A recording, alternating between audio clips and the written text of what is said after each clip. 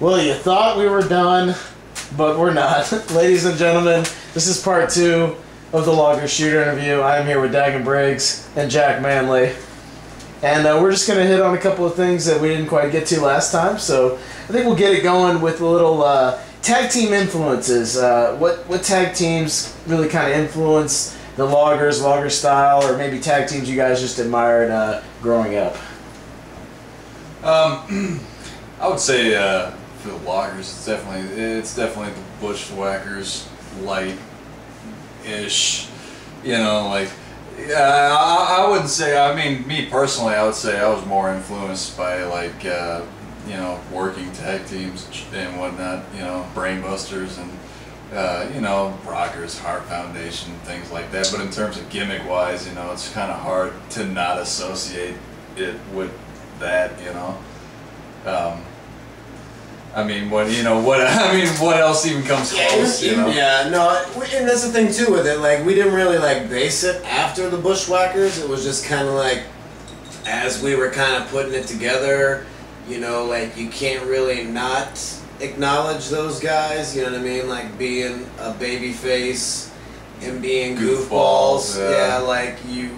There's really nothing out there like that. You know, and it wasn't even what we started with. You know, like we assumed we wanted to do some form of, you know, like comedy, you know, angle on the whole thing. But, you know, like, yeah, I grew up like in the British Bulldogs and the Four Horsemen and, yeah, you know, these like even LOD, you know, just like these like big gimmick tag teams. And just for me, when we first started talking about it, it was just, you know, having the gimmick, having some form of gimmick, even the accents and all that stuff. It was just like layers of gimmick, just because at that point in time, like tag team wrestling had kind of become these like two single guys being put together, and we wanted to kind of like get back to that, like what made tag teams different than, you know, singles competitors, you know? Yeah, definitely. And, you know, like, especially at that time, too, because, like, it just kind of all fell into place, really. Like, there was no, like, direction. It wasn't like you sat down and said, oh, man, this is a great idea. It's just like, hey, man,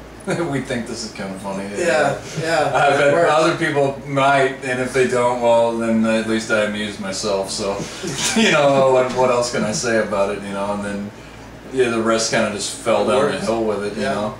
Okay. Well, we're going to move on to something we didn't get to last time. This is going to be similar to a word association, but it's going to be a promotion association. Some promotions you guys have either worked for solo or as the loggers. Just quick thoughts, you know, match memories, story memories, anything like that for the following promotions. We're going to start with Thunder Wrestling Federation. And particularly, I believe Dagon has a story about a pay-per-view that never happened. What about pay-per-views? Pay-per-view that never happened. That have the Hardy Boys, Kurt Angle, Dusty Rhodes, people that were promoted on a pay-per-view the same night for a company that they were contracted for. It was pretty cool. that show was probably the biggest draw Thunder ever had while I worked with them, and still with that, you know what I mean, you're talking maybe 225 people, you know, maximum at the Ramada Inn off of the Expressway in Jacksonville. Expecting Kurt Angle and Dusty Rhodes. Oh, dude, well, that was the thing too. Is like people showed up with that flyer. There's a flyer on YouTube. There's a commercial on YouTube that I got posted because it's got Phil Lauren doing a paid interview that Maurice paid for him to do, talking about New Jack and Conan and like all these dudes being on it. I remember doing a show for Ron Nemi down in Tampa, and Kevin Kelly showed up in the back and was just kind of yapping with people, and Scoot Andrews pointed out to him that I worked for Thunder, and Kevin Kelly taking me to the corner of the room and totally chewing my fucking ear off about me working this show for Maurice, and like me just totally being like, dude, I'm just wrestling on a show, you know what I mean? I'm wrestling my friend Wade, you know, at the time. He's like, I had been training with him. He's one of my better friends. And like, I was just like, I'm just doing a show. And he was just like, I don't give a fuck. You go back to Jacksonville and you tell that motherfucker if you don't pull those names, I'm going to fucking sue him and blah, blah, blah. And I remember calling Maurice the next day and being like, dude, you know, what the fuck are you doing? Yeah. You know, like when he first started promoting it, you know, me and my friends were like, whoa, you know, this dude is totally like out of his fucking mind, you know, promoting this stuff that everybody knew wasn't legit. But for him, he put card subject to change on the bottom. So he was just like, oh, I can cover it up like that. Like Axe from Demolition, I did shows with that cat for, you know, forever after that point, but like there were months after that where I would do shows with him up in Georgia and he'd be like, hey, I got this fucking check and it bounced. And it cost me more to pay for the check, you know, than it did to cash the check for Maurice. And I'm just like, hey, I'm sorry, I'm not Maurice. You know what I mean? Like, just like that. Demolition Acts need that payday too. That is what Thunder was, you know? Like, that show in particular was supposed to be this, like, fake, like, pay-per-view thing to draw people in. And, you know, he was like, oh, we're going to tape it and put it on pay-per-view afterward, not like a live pay-per-view. And, I did like a Japanese death match, which all in all was just, you know, like a weapons match with this cat that I trained with, and like we had a 25-minute match that was terrible. It's on YouTube, and New Jack was there, and afterward totally set me down and told me that you know, it was funny coming to the back. Everybody on the show was just like, oh man, that was a fucking awesome match. You know, you guys went out there and kicked ass, and like the last person I see is New Jack, and New Jack's just like, sit down. That was the worst shit I've ever seen in my life. What the fuck were you guys thinking? You suck. It was the shits. Get the fuck out of my face. And I was just like, I hate you, bro. I hate you. And like watching it now, I see everything that he was talking about. It was terrible. We just went out and did a bunch of bullshit, but we were green. But like, yeah, that's my memories of Thunder. Besides, you know, Maurice trying to try something different with people, you know, on the DL. Whatever that means. To local authorities. Hey. Let's move on to World 1 in Savannah. Man, World 1 in Savannah. I remember specifically just being big leagued by Chase and Rance all the time. Is basically what I remember most of World 1. I remember me and Remy Marcel had a pretty bad match, pretty badass match at the time. I think at the time, you know, Jack Manley here in Florida was pretty much just kind of like a whatever. And I think, if anything else, that match I had in Savannah with Remy, it put me over with Ron. Because, you know, when after the match was over, like, that was the first person I saw was Ron, and like Ron just like, yeah, just blew his load over it, you know what I mean, talking about how awesome it was. And like at the time, I'm used to just people just kayfabing me and shitting all over my face about everything, so like to have that was just like, oh, thank God, oh my God, thank God, somebody has faith, you know.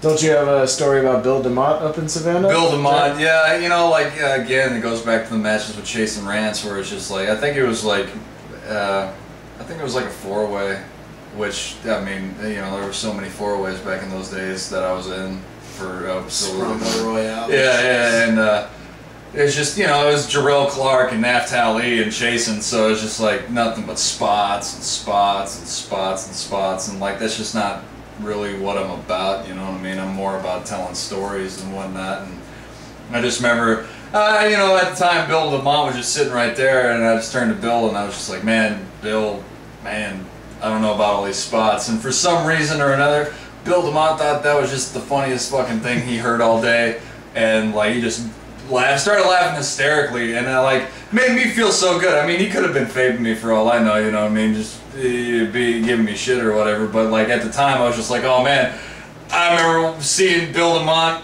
work Crash Holly at the Sullivan Arena in Anchorage, and here I am just like marking him out right now, so I was just like totally got a fucking rock hard dick over it, you know what I mean?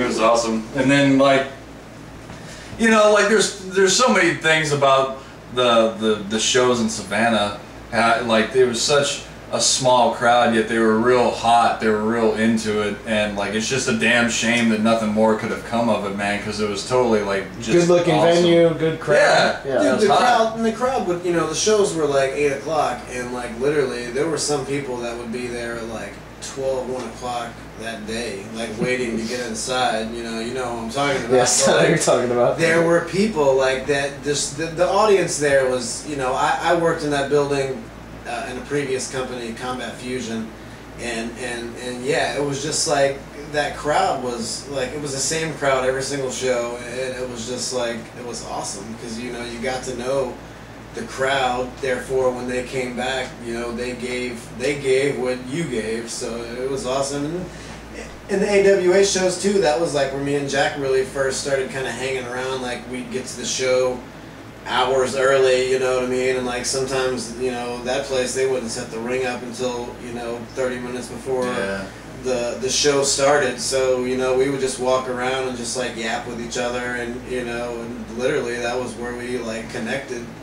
You know, I remember walking, there was like a Morocco shrine, that building was a Morocco shrine auditorium, and next door there was this, I'm a cook, so I mark out for food stuff, but there was this outdoor like rotating smoker rack that was like 8 or 9 feet tall, and it had like 3 doors on it. Like, it was the most ridiculous smoker rack ever.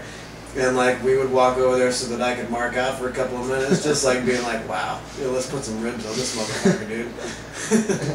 So, all right, let's move on to All Aggression Pro, AAP. You know, probably one of the best booked, you know, outlets that I've ever worked in my entire life. You know, the promoter producing such matches as Jag Manley versus Blaine Rage. The owner was handsome. Probably the smartest individual I've ever interacted with ever. No, you know, like, AAP was cool. I mean, yeah, I had bad bookings. You know, anybody that runs the show, I haven't never really ran an entire show. Like, everything with AAP was kind of, it was a mixed show with me and this like submission grappler promoter, Josh Rudkers. He ran like submission shows, and we wanted to run this like hybrid show, like a mix between, you know, submission grappling, and then we would do 2 or 3 pro wrestling matches, because with the submission stuff, you don't get so much of the high impact stuff. I mean, although when we had shows, you know, you get dudes with their arms broken and people would get choked out and stuff. Like, there was, in my eyes, impact on their stuff, but like, we were able to go out and do a different aspect of the show, to where like when they went out, it was kind of serious, to where when we went out, we could kind of play a little bit, but like, we still tried to stay a little more like streamlined, as opposed to being just all out wrestling with all the glitter and all that stuff. Like, I tried to book a little bit more of a serious pro wrestling aspect, but then I quickly realized that the crowd wanted the glam rock stuff, as opposed to us trying to stick to the guidelines of the MMA, because, you know, you get 13 fucking fights in one night, you know, you're like, you got your full of fights. So like, to put a couple of matches out there with, you know, spandex and a little bit of gimmick and stuff like that, the crowd like got into it. Like, were you surprised that the MMA crowd actually would really get into the wrestling matches? One of the greatest moments in AAP history was actually a shoot fight, which involved a pro wrestler, which was a work, which means it's fake. But there was a while where there was some of the competitors and some of the audience that were like, you know, fuck wrestling, you know, they were like, oh, we don't need that stuff here and stuff like that.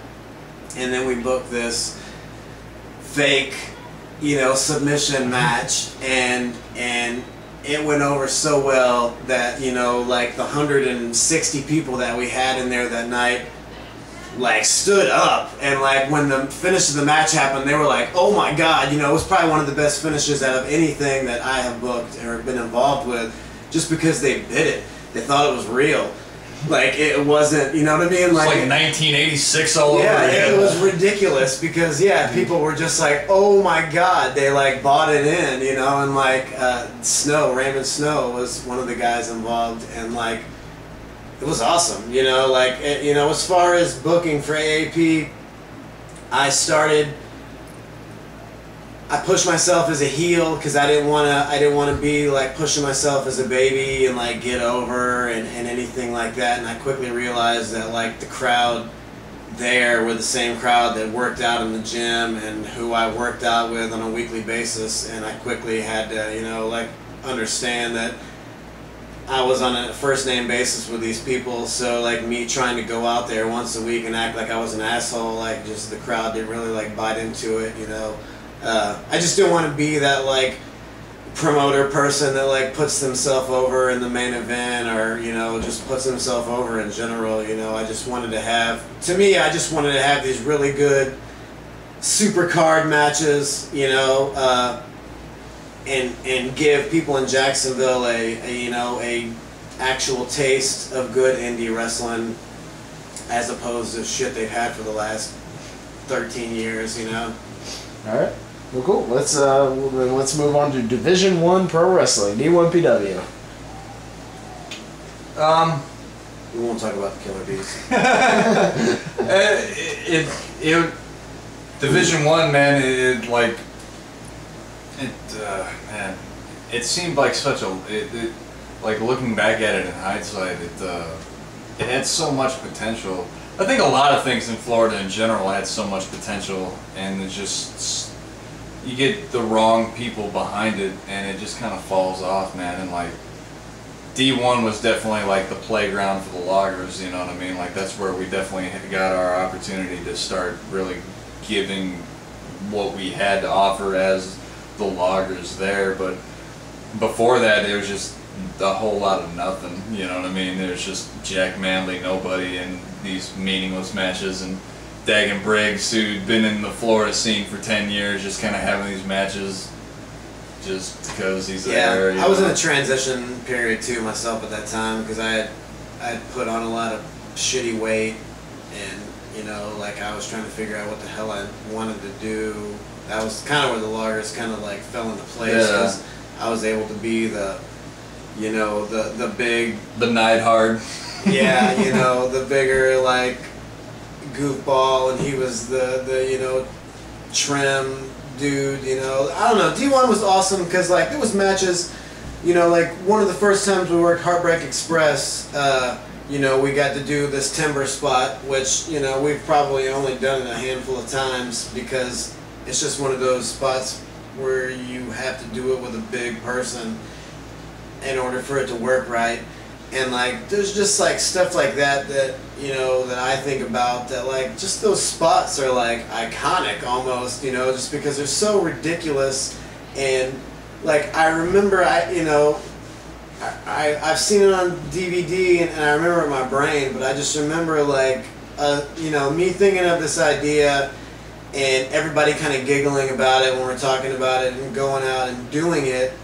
And everybody in the fucking audience was just like, they like got sucked into it, you know what I mean? They were like, you know what's going to happen. You know exactly what's going to happen. You're anticipating it to happen, but then it happens and you're like, man, that was pretty fucking good. You know what I mean? And like we had some matches with Heartbreak that were like that, but then like it just like 6 months later, where you're wrestling Heartbreak twice a month, you know, every month in front of the same crowd, like doing every single kind of gimmick. We had lumberjack matches, we had Falls Count Anywhere matches. Like you do that for so long, and they've seen everything, and then it's like, where do you go from there? You know, like you can't really go backwards. Like instead of like doing it slowly, like they were just like, every show we're going to top the last match, you know, this match is going to involve the playground, you know, this match is going to go into the hot dog stand, you know, this match is going to go up until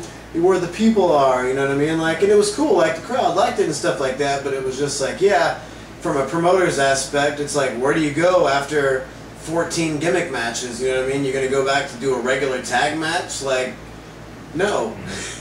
The thing about D1 too is like it was really the only place the loggers really had any opportunity to really show the depth of it. Yeah. You know what I mean? Like the fact that we had the promos and like the vignettes of Heartbreak with the pantyhose like attacking Lumberjack Manley, and even the logger call and the fight on the playground and all those sorts of things you wouldn't find you like nowhere else was the opportunity presented to do anything like that. They had a TV show. Yeah, you know, like there was actually like there was an actual presentation of the characters of the loggers rather than just like, hey, it's these two lumberjack guys who wrestle. It's like, no, man, it's not like that. It's so much more than that. And D1 was really the only place that ever really gave the opportunity to jump into any of that. So I have like for the most part, D1 PW brings up nothing but fond memories for me, just because like that was the only place where the loggers I felt had the opportunity to really give that. Whereas everywhere else, it was just like, oh yeah, well, you guys are tag team and you have your matches and yeah, you be done with it. AAP did a little, you know what I mean? Well, yeah, you know, but you know, when you have that kind Promoter of tried. yeah, when you're sitting there behind the driver's seat, you can make those sort of things happen. Whereas at D1, it was just like, hey man, this shit's over. Let's run with it. What do you guys want to do? Hey, that's there great. There was a lot of times that we were taking the camera guy off to the side to tape our promos, just because we would have ideas on what we wanted to do to kind of. But it wasn't squandered. It wasn't like, nah, you can't do that. It was like, oh man, oh, no, yeah. Go ahead, guys. Yeah. Shit, what else we got going on? Frank was definitely like, yeah, go, please do it. Yeah, because he'd have ideas and he'd bounce them off us. We'd spit out our stuff, and then we could go with that. A place you guys briefly worked but had a lot of potential, Roderick Strong's gear promotion. I don't know about potential there. Like, yeah, like Roddy liked this. No, I mean, like I just think in terms of what they wanted to do, it's just kind of like. It was a weird mix. Yeah, like what exactly were you trying to do? We went because you could tell that he wanted to have dudes there that could wrestle, work, not like have like guys trying out, pre-show matches. It was like everybody that could throw down would go there and work and throw down, and but. It also had that flavor of like, we have some of these established guys and then we're going to have them work Florida guys. And the last time I checked, that was FIP anyway. So like, what exactly was the point, other than just to have your own thing? He didn't like, what FIP was doing, I mean, it was cool that he booked us though. No, yeah, absolutely. FIP didn't. No, yeah, absolutely. I mean, at the end of the day, I can't sit here and say. Unless we were singing, fucking birthday novelties to people or putting people over at 10 in the morning. At the end of the day, Giro was only around for like 3 shows anyway, but we were on all of them, I think. And we were treated awesome. No, yeah, and we garnered a great reaction from the people with it too. You know what I mean? Like, because at least with that show, with the presentation, like I think. Like, when I think of the missed opportunities with tag teams that we had, you know what I mean? Like, nwa-fl and Jarrell Clark comes perfectly to mind in terms of, like, that place, gear, that promotion. Would have been a perfect place to make that go down because, we could still shoot the gimmick, but at the end of the day, we could go out there and work. We could do work, And, Jarrell Clark and nwa-fl, I definitely felt like they had a good flavor as a tag team, and I'm really disappointed that we never had the chance to do anything with them because I think we could have really lit a fire with that. It's a shame. Okay. Chris Carson's SCW. Oh dear God. Funny thing about SCW is when I first started working for SCW was through Sideshow, aka OG Scarface from IPW days. When Ron first brought me in. He brought me in the Freak Foundation, which was a clique of these gothic themed people, and Shank, one of the other persons, as soon as I started working for Ron, quickly stopped wrestling, so they basically put me in Sideshow together, and he had worked for Carson for a while, and him and Shank were Carson's tag team champions. Dude dipped, and basically he was like, Sideshow was like, hey, go work for me, we're going to wrestle in Orlando, we're the tag team champions. So like my first interactions with Carson's were, me being tag team champion, and from there on, I did a lot for SCW. I probably worked for them off and on for 6-7 years, like Carson was around for a while. I did a bunch of stuff, when Ari Goldstein was booking for them, and they're like their golden age. SCW was a cool show. You didn't really do too much there. I just towards the jumped end. into the tail end. You were in the book. I was in the book. I don't know why. There's an SCW I had no book he was reason in. of being in the book. The only real memory I can have of SCW and Carson really is I was doing a show for Chris Turner up in Yulee, Florida, where dreams go to die, and it's an orange grove. Yeah, exactly, and and Chris Carson showed up with his youthful protege Jason Sensation, and I was there with John Davis at the time, and like.